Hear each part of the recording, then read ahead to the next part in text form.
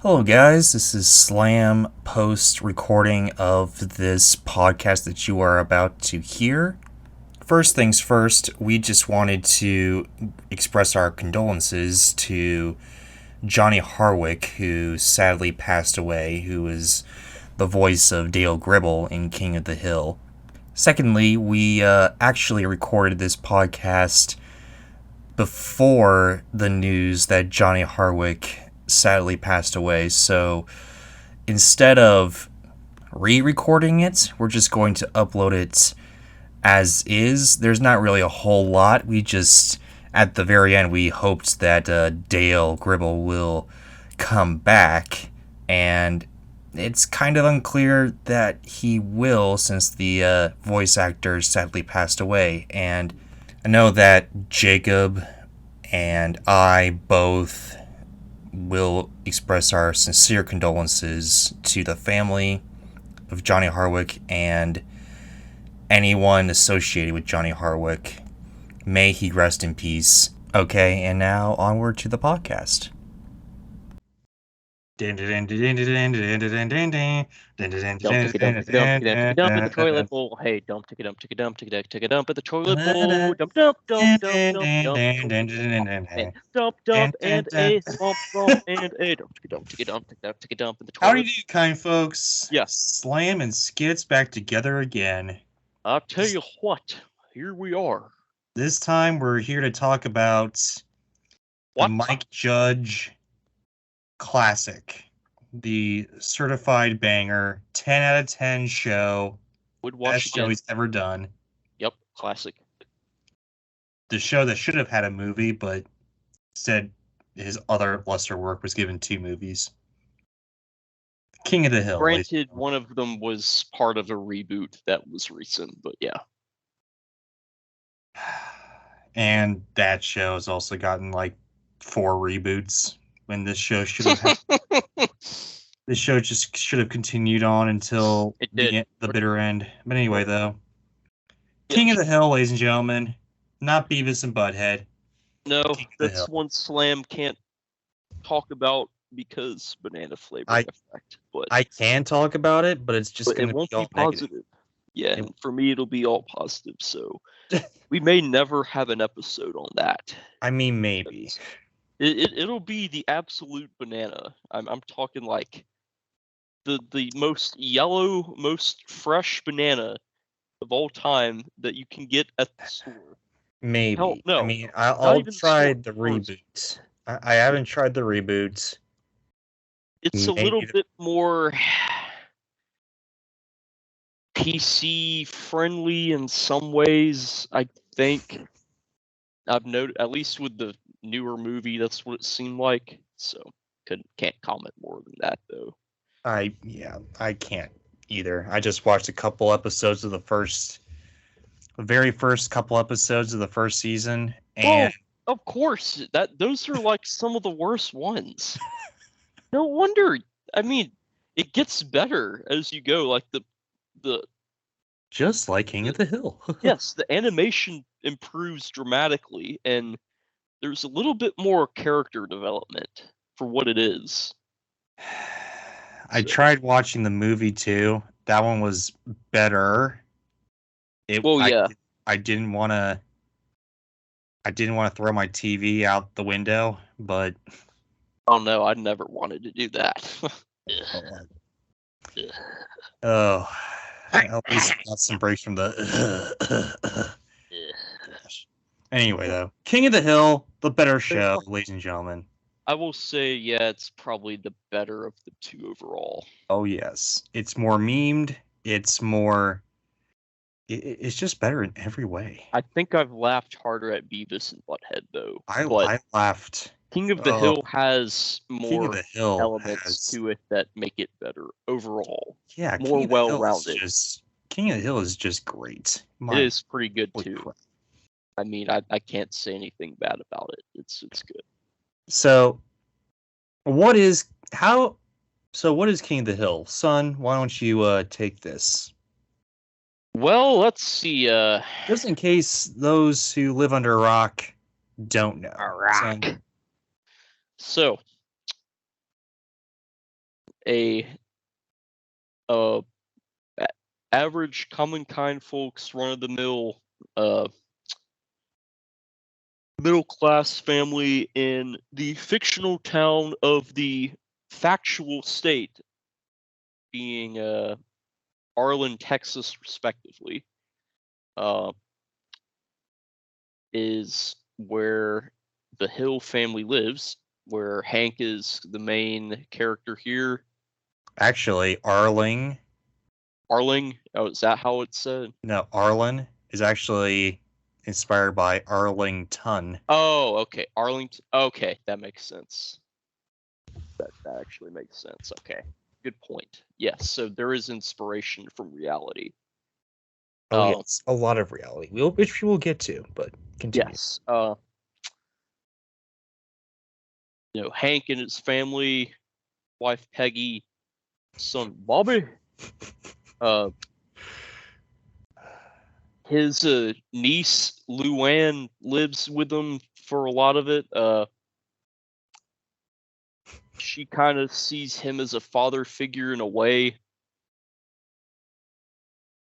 But he there's a running thing where he gets a little uncomfortable with her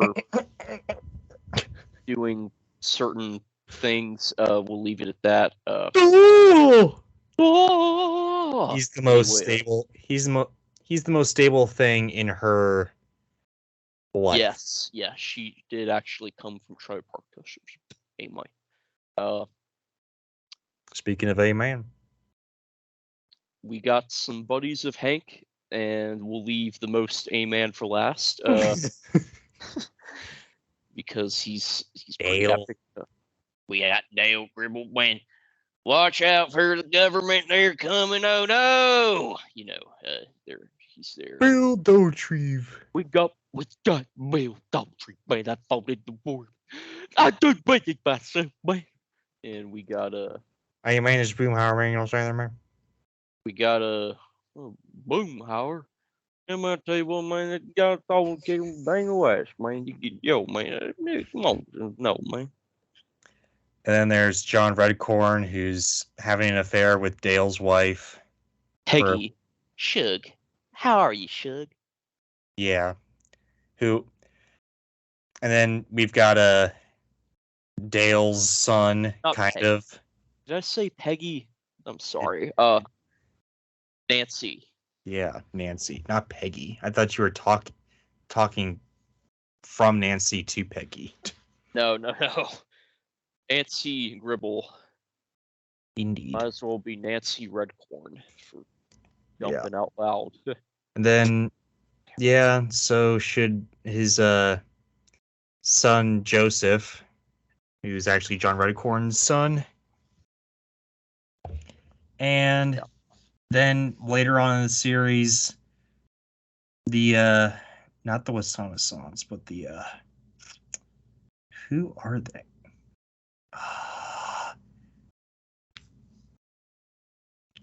Khan. No, you were right.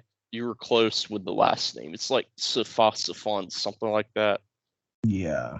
They come from Laos. Laotian. Yes. Who are they? Let's see. Characters. Pan, and he's here to say amen. No, I'm kidding.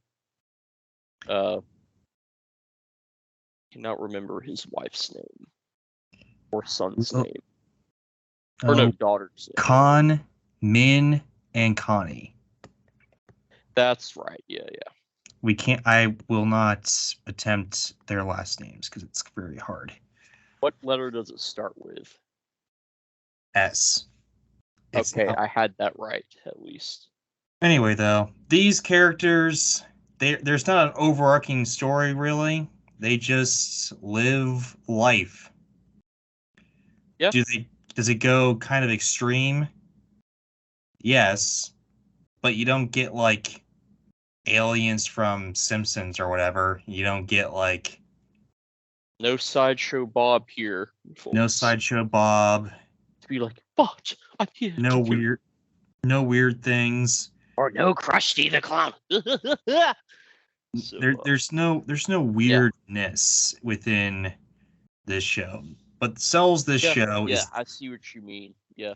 What sells this show is the relatability and Yes. the down to earthness. I mean, literally, this show could basically be live action, honestly, if they really wanted it to. Like another, to seal the deal with what Slam's getting at, is like another non-Simpsons example being Brian from Family Guy being a talking dog. Like the dog is a dog in King of the Hill. Lady Bird is a dog being dog-like.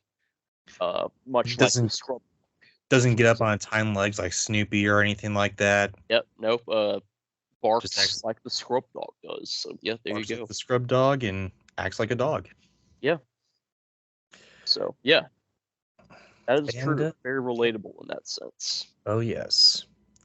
So that's basically King of the Hill in short form. All the characters kind of living their lives, but here's the thing too. It kind of there's an very, very thin overarching story within these 10 seasons. 10 glorious seasons. It's more like I don't know if I'd call it a story. It's more like there's like several, what is it called? Motifs? Is that what it is? Like a recurring theme that you keep seeing? Yeah, there's that too, but we'll get into the overarching. It's kind of an overarching story. There is a little bit of that too, yeah. We'll get into it once we get into it. But first, the origins of it, real fast. Yes. King of the Hill was made by Mike Judge, the legend, the man, the myth, the legend, who also voices Boomhauer and Hank. Tell you what. He after the success of Beavis and Butthead on MTV, Mike decided to create another animated series inspired by which character from B&B?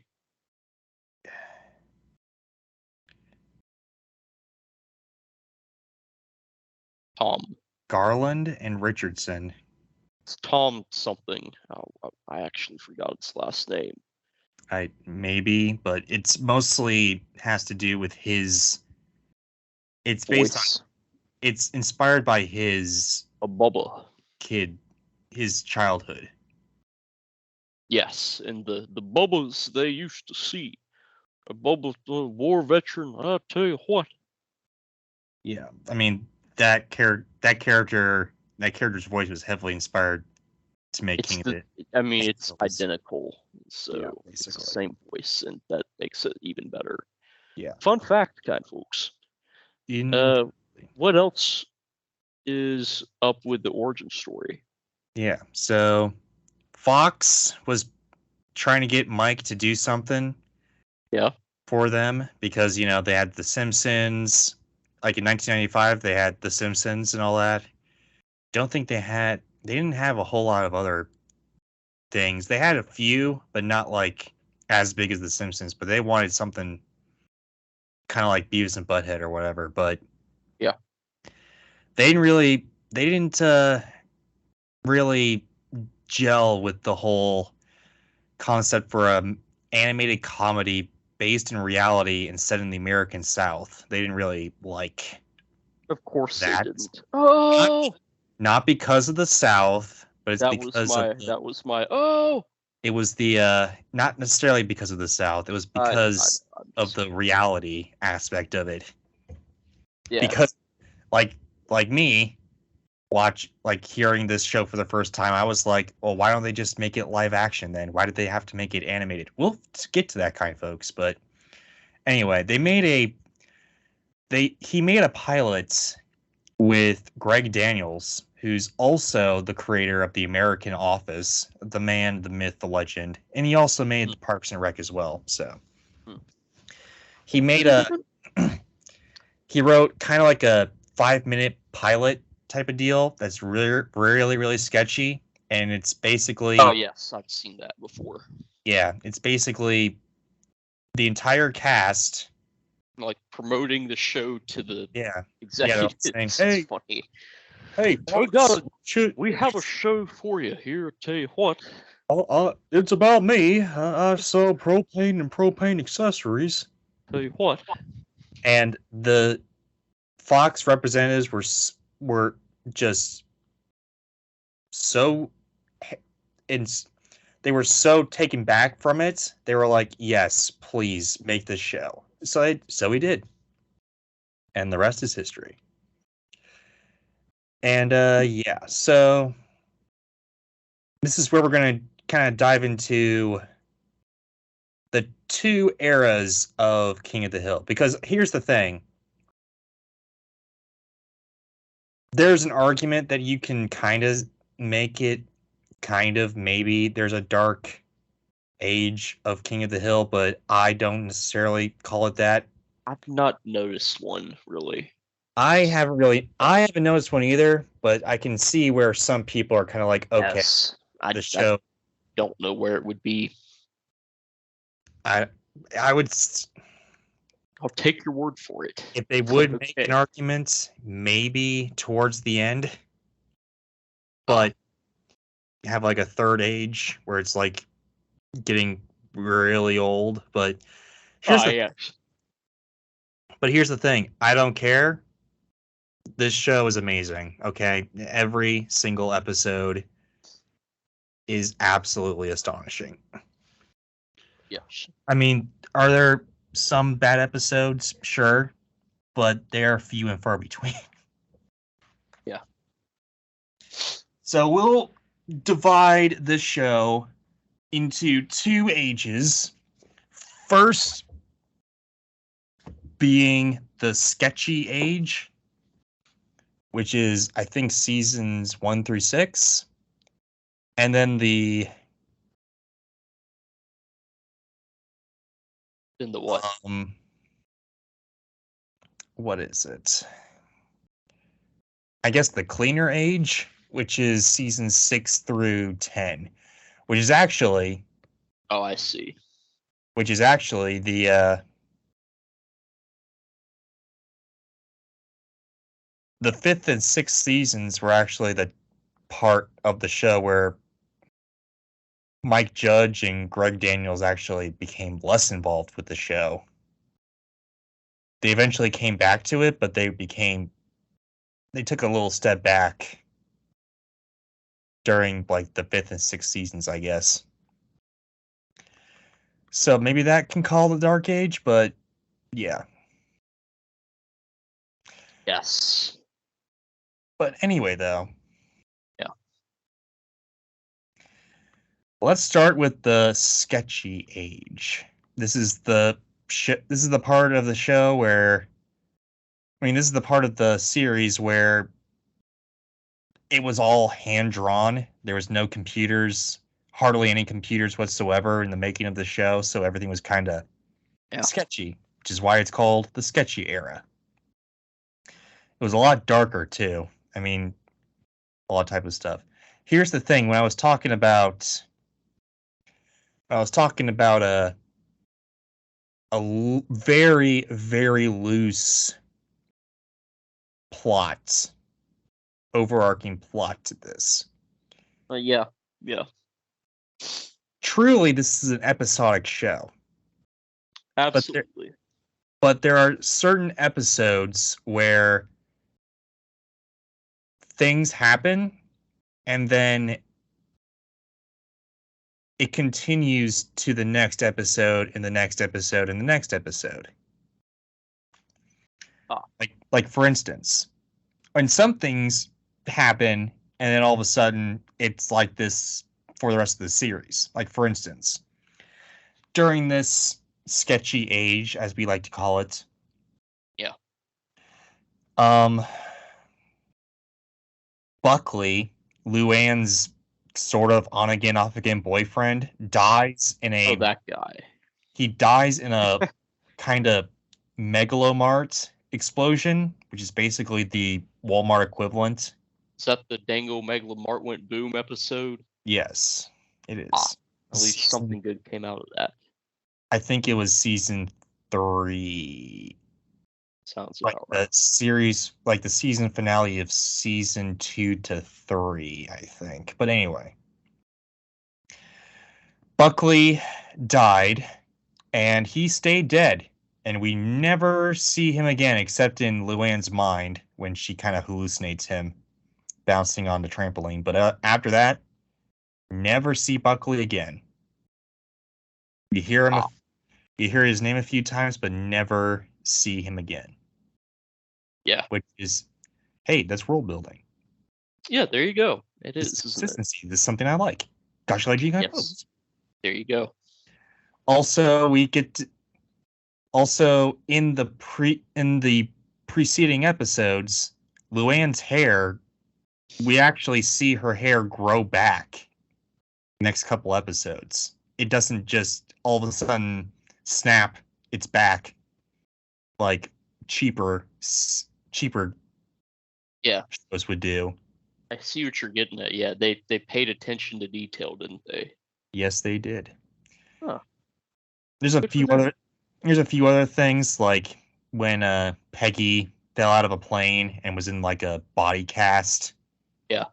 For a couple episodes. There was the whole thing. There was big, huge turning points in the series as well. Like for instance, who's Dale's wife again? I forgot her name. Nancy. Nancy, yes. I don't know why I keep on forgetting her name, but Nancy. Hello, Shug. Nancy, like, breaks it off with John Redcorn and actually becomes a faithful wife to Dale, like midway through the series. And I was like, oh, snap. And they kept it like that, too. There was a few times where she was considering going back, but she never actually went back to John Redcorn. Ah, I see. And it's been and was like that for the rest of the series. Same thing with Luann and stuff. Like, Luann had her own arc. She kind of moved out of the Hill house, moved into her own house, paid the rent that's there, right. went to community college and all that. To the beauty school. Not to beauty school. She was in that at the beginning of the series, but then she went to community college, like an actual college, but then went back to beauty school. I guess that's when Mike and Greg kind of took a step back because then they kind of reverted back to same old, I guess. Yeah. But anyway, though, this is also where the memes kind of happened, like most of them. It's where the propane and propane accessories happen. So propane and propane accessories. God gave us propane. And accessories. And the propane accessories. Hey. The first episode, I think it's the only time where we actually get the full uncut version of That Boy Ain't Right. What? Tell you what. That's good to know. We got the I'll tell you what type of deal. We got Boomhauer being all like, hey man, tell you what, man, we gotta go on Zoom, you know what I'm saying there, man? Yeah, man. Boomhauer, the greatest part of the whole show. And a good part of game shows as well. That's how great he is. He's on game shows. Oh yes. Slam can attest. Oh yes. Oh man. Hank's dad. I killed 50 man. Yeah, 50 man. And they blew off my shins. They're just. Here's the thing, okay? These characters, if these characters weren't so quotable and so like enriched in their own characters, then this show would flounder. Because why would you keep on returning to each and every episode if the character sucked, there was nothing really going on. It was kind of boring, Why would you keep on coming back? What? The characters make this show. It makes this show great. Son, what is your... I've talked a lot about King of the Hill, right? Here. You absolutely have, yes. Because I expected. I do. Thank you. I love this show. It's on there. It's on the list as one of my great favorite shows of all time. I gotta say something here. I'm happy that you introduced it to me. Thank you very much. You're welcome. I didn't know I did that, but awesome. You talked about it for so long. It was on Hulu, and I was like, fine, I'll just watch it. And then I kept on watching it, and I was like, you know what? Show's not bad. Yeah. Cool. I didn't know that's how that happened. Huh. But anyway, though, son, what's your take on this era of King of the Hill? Oh man, sorry. To be honest, I genuinely think, the show may have its ups and downs, but when it's all said and done, it's all good in my eyes. Whether it be this earlier part or the later part, it's still funny. It's still, King of the Hill. Like, it's not like it's the old King of the Hill. It's the fact that it's hard for me to think of it as having multiple eras in itself is, to me, it speaks good things about the show, So you could say, what do I think about this era? I like it. You could put it that way. Also, what kind of caught on? I'm wondering if you caught on to this too. Yes. But what kind of made this show the way it is, and why a lot of the other cartoon lovers tend to really gravitate toward this show, is that the overarching story, the really, really like needle, like thread like story that's within this show, it's about Bobby and Hank trying to connect to each other. Yeah, I can see that. Because here's the thing, and it's been kind of told to death in this 10-season show, but basically, Bobby's trying to do something, either trying to... A lot of the times, Bobby, his Hank's son, tries to either do something that he wants to do, or does something to, like, please his dad and all that.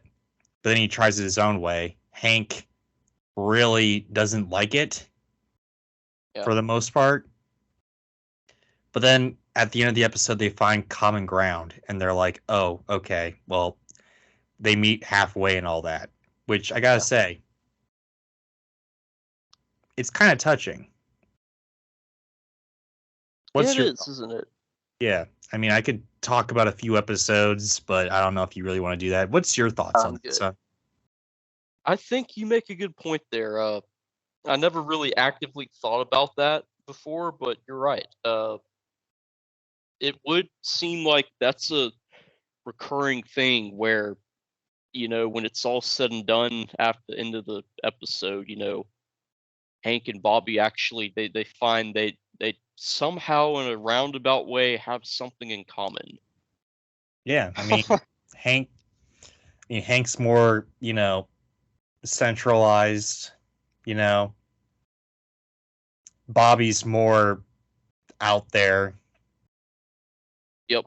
Hank really loves his lawn and boring things, and Bobby loves the exciting life of comedy and all that. Yep. but they come together and they meet on solid ground after every episode, and it's really touching. It is good. It definitely is nice. I agree. In fact, one of my favorite episodes is actually when Hank really goes toward Bobby's side of the argument, where Bobby has this comedy show about propane, and then all of a sudden you see Hank laughing. And I'm just like, you know what? After, I don't know, 5 seasons of Hank saying that boy ain't right, it's nice to see Hank just, kind of laughing along with Bobby's jokes. Tell you what, that boy is right. Only. Yeah, and then great. But yeah. Then hijinks ensue, and at the end of the episode, it turns out Bobby actually performs the Propaniac skit thing for his dad and his dad only, and it's kind of touching. That's nice. In the mall, which is, it's just sometimes you laugh, but then sometimes Mike just pulls out the tear well, and you're just like, oh man, come on now. Yeah, for sure. Indeed. It's a good way to look at it. But yeah, King of the Hill, it's the sketchy era. I think it's the best era. It's my personal favorite era. Yeah. What's your favorite episode? Again, what? Favorite episode? Favorite episode within this sketch? Let me think. If I can, I'm gonna say. Or favorite meme that come at. I'm trying to make sure that what I'm thinking of is during this era.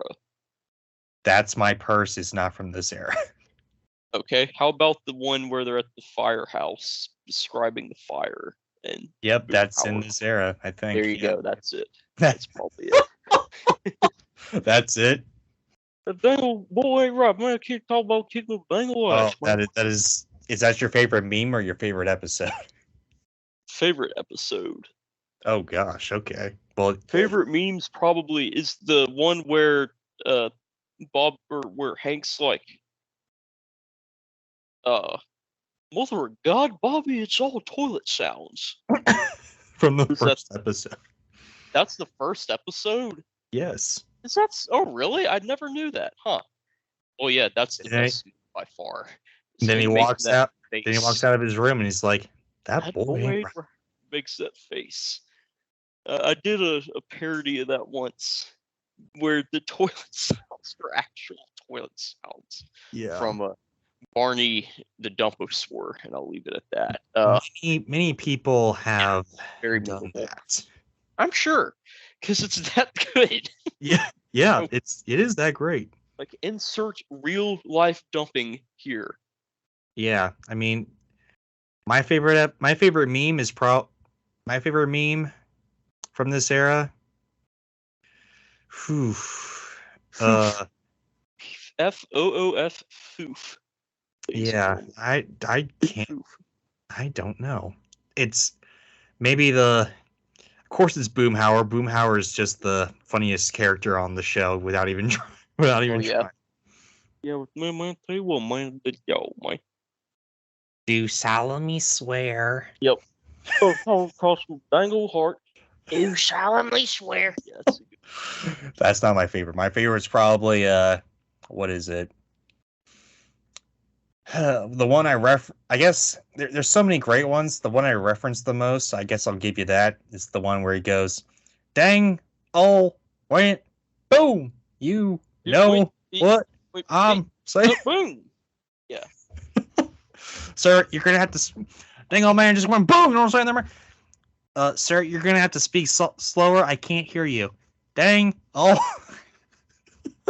Mark, boom.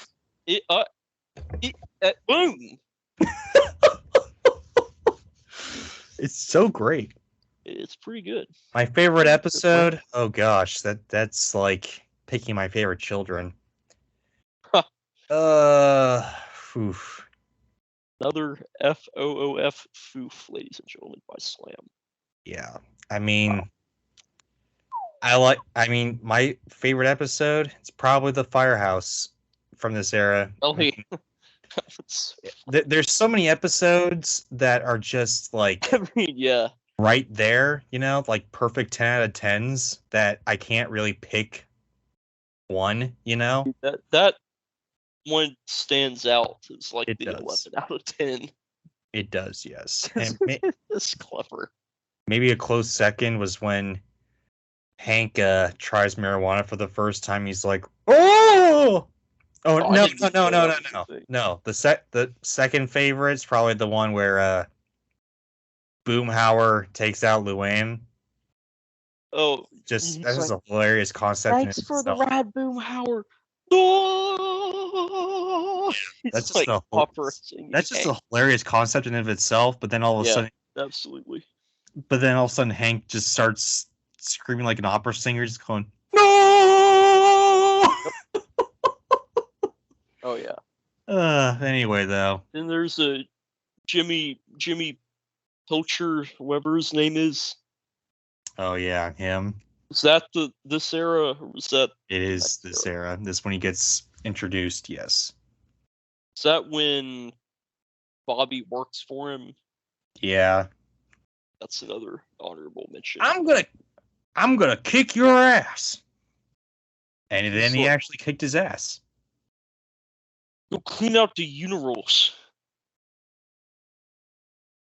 Yeah. But anyway, great series overall. Now let's get into the cleaner version, I guess, the cleaner episodes. And here's the thing. I think in season 6, they kind of petered them into the season because one episode, it's the sketchy part again, but then the next episode, it's like clean and there's not a lot of sketches and it seems like it's from the computer and all that. Oh. Here's the thing. It's not that bad. It's pretty good. It still has the same amount of quality, which here's the thing too. If you have 10 seasons where it's pretty consistent with the quality and the quality is really great, that's an achievement. That is a great achievement. I would say the closest series to get to that point to have the same amount of quality is Bob's Burgers, but even then, yeah, it's not. But even then, it's kind of like, it's not as high as King of the Hill. Let's put it that way. I still like Bob's Burgers. I still think it has great quality. Yeah, it's not bad. Not my favorite, but yeah. It's one of my personal faves, but it's doesn't go as high as King of the Hill. No, not at all. King of the Hill is the King of the Hill, if you know what I mean. Yeah, this is also where they kind of got a little, and it's not. Just be patient when I say this. This is also the This is also the era where they kind of went a little bit more current event-y, sort of.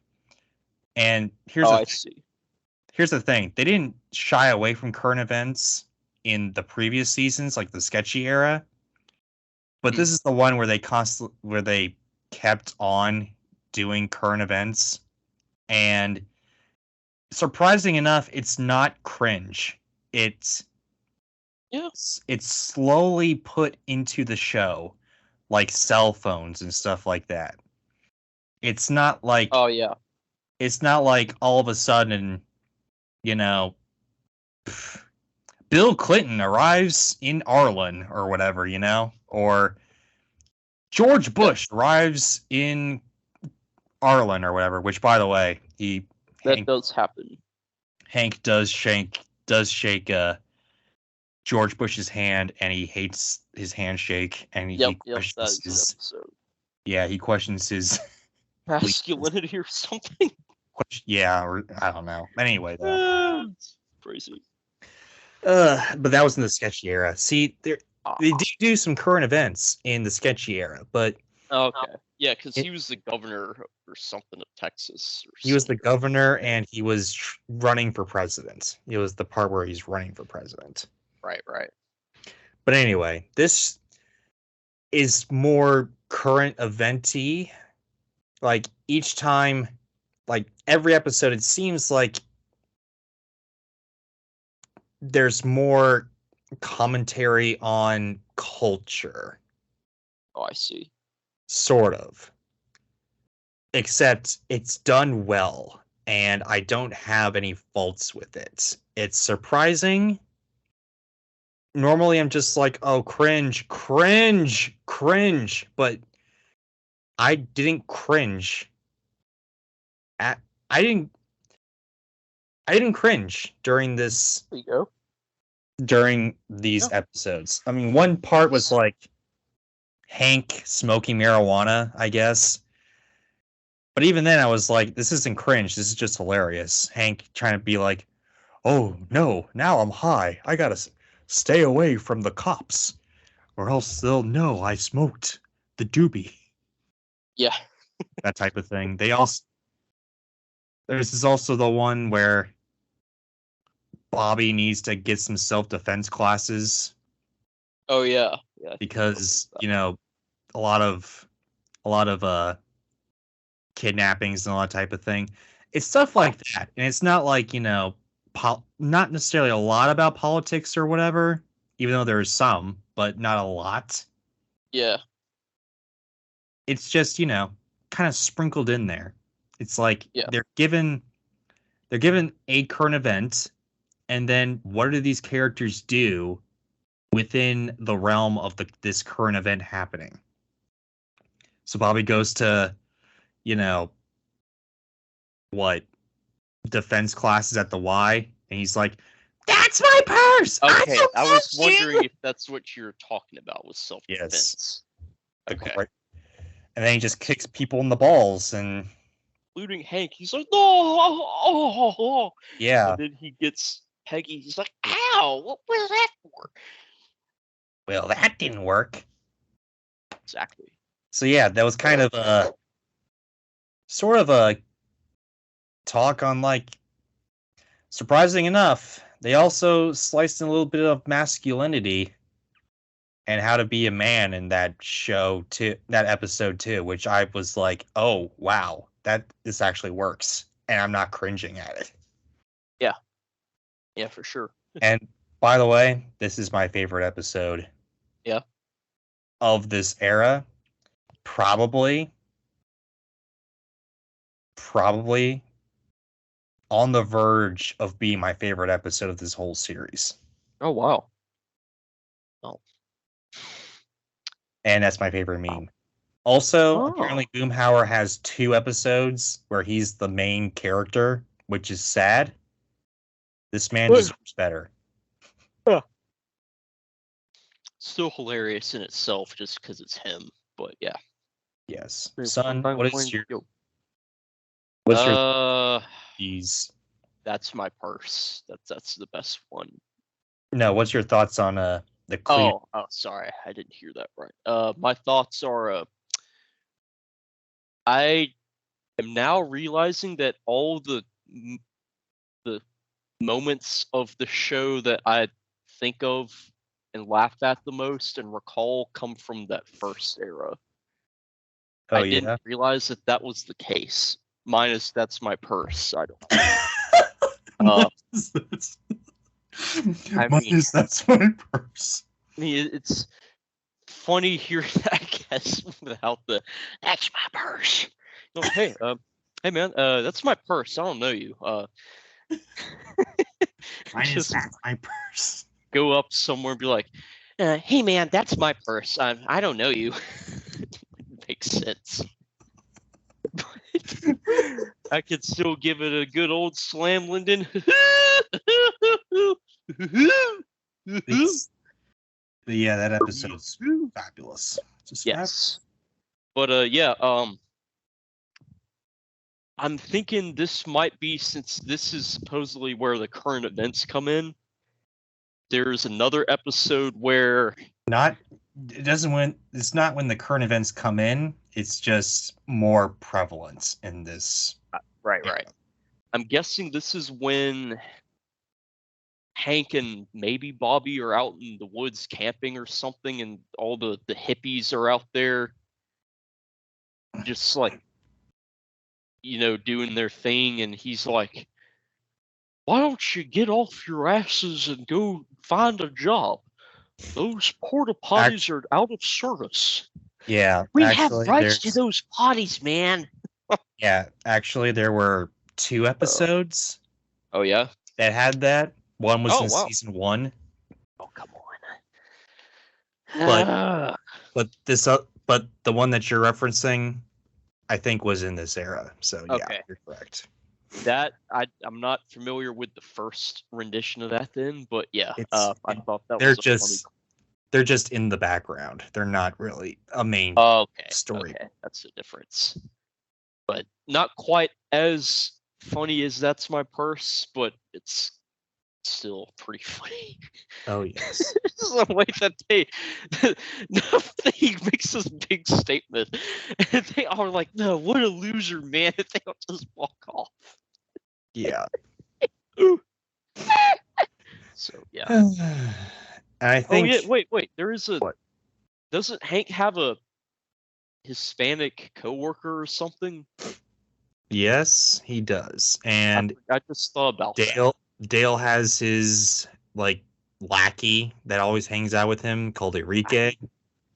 Who is the I'll hitch up your ride Hesse kind of guy. Nice. All right. I didn't even know that was a character. I've never heard of this person, but now I want to know if it's I just hooked up your ride, is he? Basically, yeah. He's like, you know who Danny Trejo is? Yeah, man. I think so, man. He's played by Danny Trejo. So Trujillo? Is it Trujillo? Trejo. Trejo. Pretty cool. Okay. But I don't know if I've heard of him. Interesting. Nice. Fun fact. Anyway, though. Yeah, this is. I mean, there's also. I mean, we could talk a lot more about, Buck Strickland and all that. Yep. Bill. Sounds kind of like his dad. Dale, yeah. Bill's pretty funny. Dale's this is probably the second most hilarious character ever. And the ironic thing is, he spouts on and on and on about all these conspiracies and all that, when he can't realize the biggest conspiracy that's right underneath his nose with that's a nice touch. Yeah, it's a good touch. Would be such. There's also that episode that's in this era where Dale's like, "Oh my gosh, maybe the government's right. Maybe there isn't. Oh, really? Maybe there isn't a secret order trying to take us down and all that." Where he talks about, I didn't even know that. Huh. He talks about the JFK assassination, and he's like, "Oh wait, it actually makes sense." So then he's all American and all that. Yeah. And it's hilarious. I bet. Yeah, it sounds pretty funny. Oh, you gotta love it, don't you, kind folks? There's also this one episode where Boomhauer's brother comes in the town, and because he's getting married to Boomhauer's old girlfriend, guess who that guy is played by? It's someone you should know. It's not Dennis. That would be hilarious, but no, I know it's not Dennis. I mean, he does have the right accent for most of this. I mean, but hey, Dingle, man, what are you saying there, man?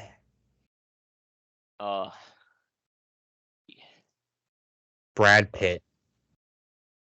Oh, really? Huh. Yes. There were a lot of stars that actually were. Yes.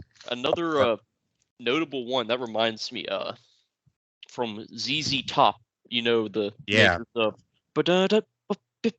Home Out on the Range. Cause every girl's crazy about a Not a short sharp dressed man. ZZ Top is Hank Hill's cousin. Yeah, Dusty Hill. May he rip, because he did die, unfortunately. But yes, that is correct. And they even got the freaking 360 spinning guitar. Although for Dusty, it's a bass. Yeah. Because he was the bassist who played. Oh, man. Actually, I would say that that's one of the lower episodes. Oh, really? It's still good. The fact that that happened is epic, though. Yeah, it's still good. It's just not my favorite because it's not as story driven and it just comes out of nowhere. But it's still good, though. Yes, that is true. Also, the series finale, I gotta say, is one of the few series finales that actually wraps everything up pretty decently. Okay, nice on the ice. And it comes back to the whole Bobby and Hank trying to, be with each other, trying to meet each other and all that. Oh, yeah? Tell you what, really? Huh. Where Bobby That's nice. enters into this like meat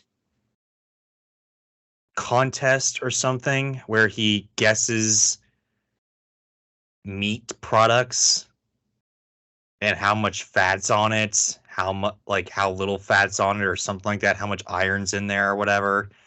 It's very technical meat stuff or whatever.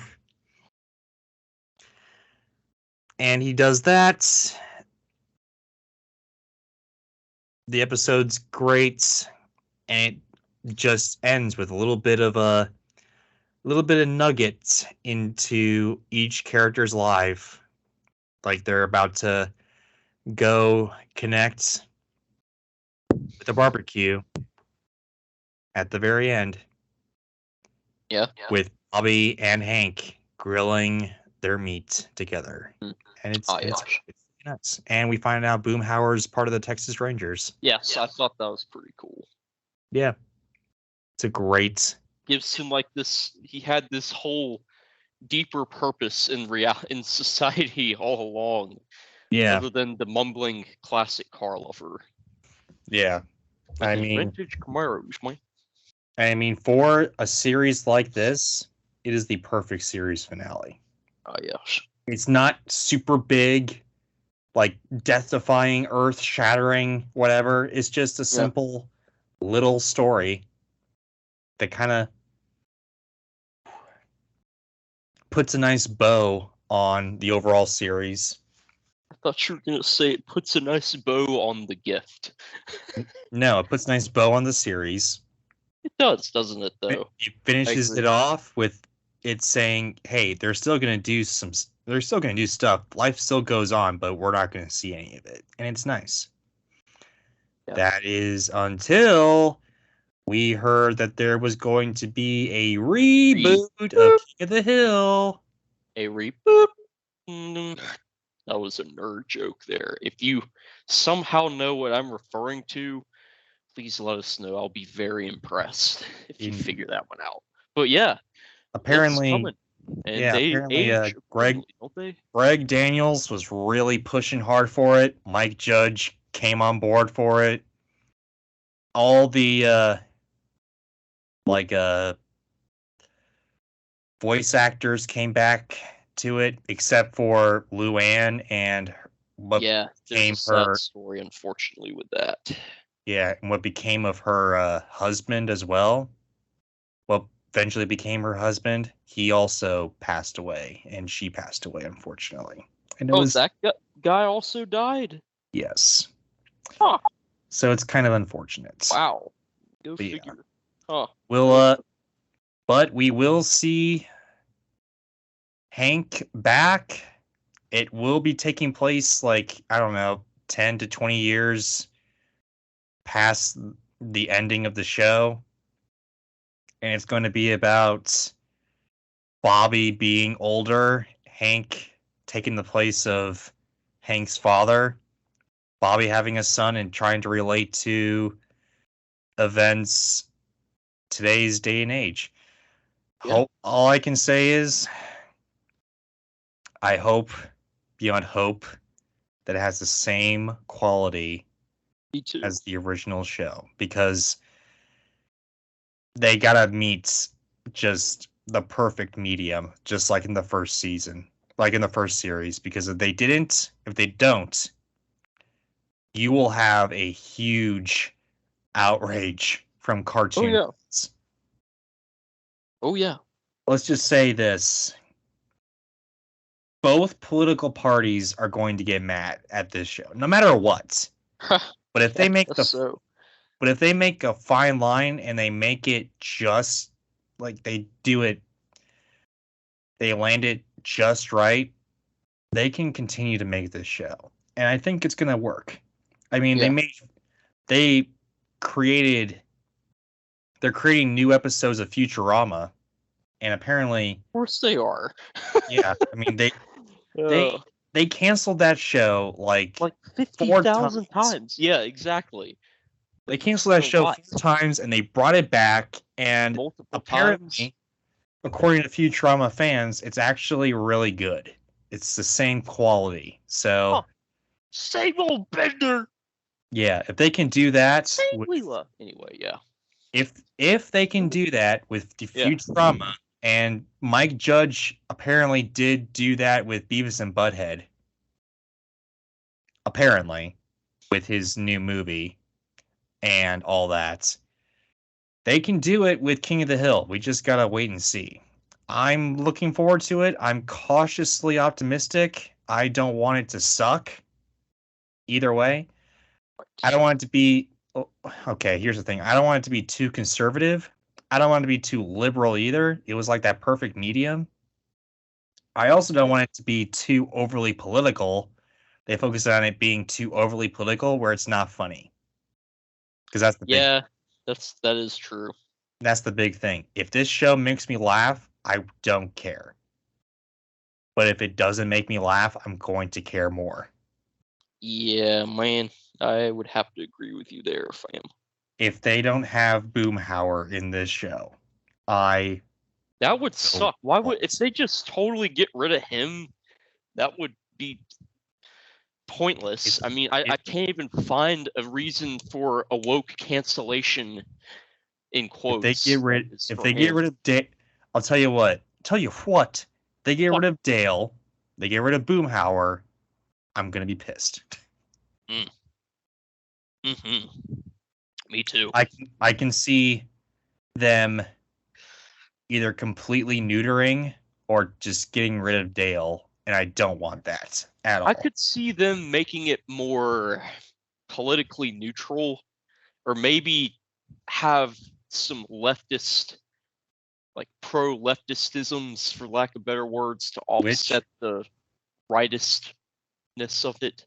Which isn't wrong, but not necessarily. I'm just saying doesn't necessarily work. Right. But here's the thing: it's not. This. Don't want to dive too much into the political aspects. Well, no. This show is not conservative, despite what many people say. Yeah. And it's not liberal, like a lot of people tend to think. I'd never thought that at all, but okay. Some people think that. Okay. It's kind of in the middle, and I like it like that. Okay. I was just getting at the difference I noticed with old Beavis and Butthead versus new. Oh, you're talking about Beavis and Butthead. Okay. Well, no. I was just saying I noticed that was what happened there. So I'm wondering if it's going to be the same kind of thing here. Well, to be fair, Beavis and Butthead had 3 reboots. True. But the first 2 were not any different in this regard. Oh, okay. From what I noticed. But yeah, that's basically all we got for King of the Hill. Just please, for the love of all things good and holy, do not, please, do not destroy King of the Hill. Make it as good as the original. That's all we ask. Yes. Just make it funny. I don't care how. Well, I do care how, but just make it funny, please, and I'll forgive you. I'll forgive you. That's all it takes. Just make it funny. Just make it as funny as this original series. Yes. Make Hank say, "Whoa!" Bobby say, "I purse," and Boomhauer say, "Oh, Let me tell you something. We're good. They will definitely do that. I think they'll dive a little bit too much into the memes. Yeah, man. But if they do it well, fine. Yeah. As long as they create some new memes. Let's put it that way. Oh, yeah. Yeah, I agree. That's my wallet. I know you. Yeah. That's my wallet. There you go. Exactly. Anyway, but yeah, that should just about cover it for King of the Hill. Yeah. Could go a little bit into the history, like a little bit more of the history of it, but I mean, King of the Hill was kind of on his last legs, got canceled, but now they're bringing it back. Hopefully it's good. Son, what's your thoughts overall on King of the Hill? I mean, let's make this overall thoughts briefly plus some closing remarks. I will say that's what's good. Yeah. So I have nothing bad to say about it except that it didn't keep going like Family Guy and South Park. Because I thought it was as good, if not better, in some aspects. So, but it's nice that they're making a reboot of it. And I will leave us with this: before you or I really ever dove into it, my dad, when I was a kid, used to watch this when it still was being aired on Fox. And he still thinks it's funny to this day. I remember not that long ago, we were getting my car's emissions testing done, because technically the car is registered in a county that requires that. Okay. Point being, we were sitting there waiting for this to get done, and in the waiting area lobby, they had a TV, and they're playing King of the Hill, and he was telling me about, obviously I already knew this at this point, but he's like, this guy with the blonde hair, he just stutters all the time. And I was like, oh, I know. I could do an impression of him too. Oh yeah, I mean, here's the there thing, you go. Yeah, here's the thing too. Like, this show is timeless, isn't it? Though there's some jokes that are dated, yes, but if at all. I mean, in my opinion, but yeah. I mean, there's some, like, the computers, Oh, all right, that's fair. Yeah, computers. George W. Bush being president, trying to become president. That's gonna date it a little bit, but a lot of their jokes are timeless. Oh yeah, like everyone is going to laugh at the stuttering redneck. Yeah, man. Everyone all started with Beavis and Butthead being don't mind the dang old Porky's butthole. I don't know. Yeah, everyone's going to laugh at. Everyone's going to connect to the conspiracy theorists, because there's always going to be conspiracy theorists. Yeah, especially nowadays. Everyone, I mean, it's relatable, connectable. Mm-hmm. I mean, and the whole reason why this show is animated is so that A, they can save money when they make the show, and B, they can reboot it like this. Exactly. Do whatever they want with it. Yeah. Yep. And Agreed. Last few thoughts on this. Yeah. King of the Hill. Cough. It's a great show. There's a few episodes that 8 out of 8. Yeah, I mean, same. I will say that there are a few episodes that are like not that bad or pretty not that great, but not terrible like The Simpsons, which is one of the reasons why I'm glad it stopped when it stopped. I see what you mean. So they when they did run out of creative juices, they did the right thing instead of trying to force it to keep going and then have a true dark age. Yeah, I mean, I don't know when how it stopped, but I'm glad it did, because if it just, continued till the bitter end, then we would be seeing stuff like Hank Hill the hipster or whatever. We don't. That would be so funny, though. Well, in our concept of King of the Hill right now, it would be hilarious. But it's not fit. But yeah. But if it continued to go on, we might have like a whole season where Hank becomes a hipster. It got. So I'm glad it stopped. I'm also glad that it's coming back. I just hope that it's the same. Like, a lot of the writers, a lot of the creators are coming back.